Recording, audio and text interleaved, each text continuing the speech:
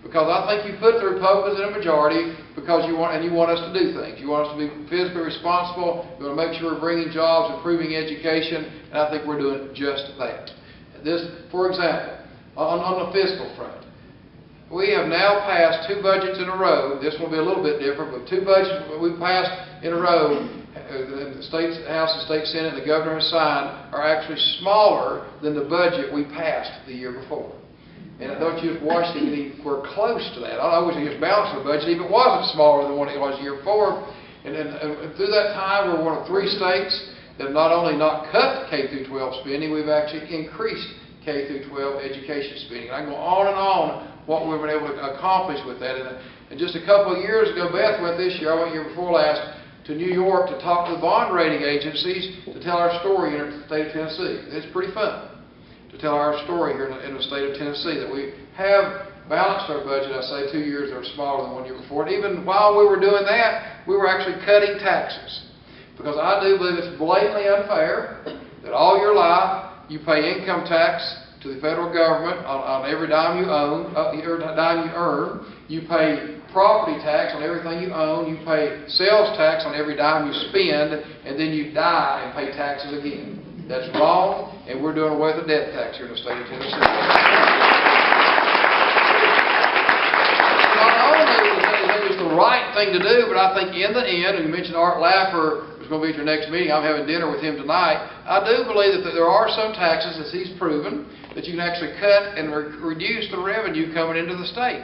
Because I think by cutting the death tax will encourage people to stay here, encourage people to spend their dollars here, buy the homes, and we'll become the best place not only to live, but the best place to retire. And in the end, we'll collect more money, not less money, by doing away with the death tax here in the state of Tennessee. So I'm convinced of that. The next thing we're working on as far as taxes will be the hall income tax. And we say in this state that we don't have an income tax. Well, folks, we have an income tax. And a lot of you in this room, I sure know that. They have to pay that on investment and dividends. Our Constitution allows that. And so since 1928, we've done that. And so, but I think, again, what do we as Republicans stand for? What do we as Republicans believe in? We believe in personal responsibility. Take care of yourself. Don't live off the government. Make sure as you're going through life, you put back a little money at a time. So when you retire, if you have a nest egg built up and you won't have to live off just Social Security. You were never, ever meant to live off just Social Security. And to have that nest egg laid back. But here in the state of Tennessee, when you start drawing interest and dividends, we're going to tax it at 6%. That's the wrong message to send. And my goal is to soon, it's chips at a time. Now keep in mind, we can't be like the federal government. For example, if the hall income tax is bringing in $150 million and we cut it by $30 million, we have to cut $30 million out somewhere else in the state budget. The federal government doesn't do that. They just pass it on to your grandkids. So we have to take these in baby steps as we're going along. But my goal in the next few years is to eventually eliminate the hall income tax for those over the age 65. And I think when we do that, again, we'll have those retirees here, we'll have people moving here, and it will become an even better state.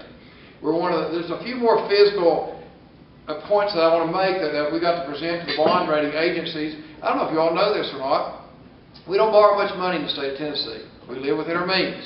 We may borrow a little bit of money to build a higher ed project at Northeast State, for example, in my district, or ETSU, my alma mater, to build a science building. But when we do, we actually set it up on 20-year amortization. We put 11% in the budget, 5% to pay the principal, 6% to pay the interest, and we're getting interest a lot cheaper than that now, so we can actually pay it off sooner. We pay it off. What a unique idea for government, to borrow money and actually pay it off. The way we do that in Tennessee, then borrow something or something else, because that's the prudent way to do it. I'm in the real estate business, I get this. We don't owe money for roads. We're one of the few states in the nation that does not owe a penny on the roads that we've built in this state. I live 5 miles from Virginia, and I read in the paper all the time how they're struggling to pay for roads they built 10 or 15 years ago. But we don't do that. And because of all that, and us being fiscally prudent, you, as citizens of the state of Tennessee, owe less money per capita than any state in the nation. And I think that deserves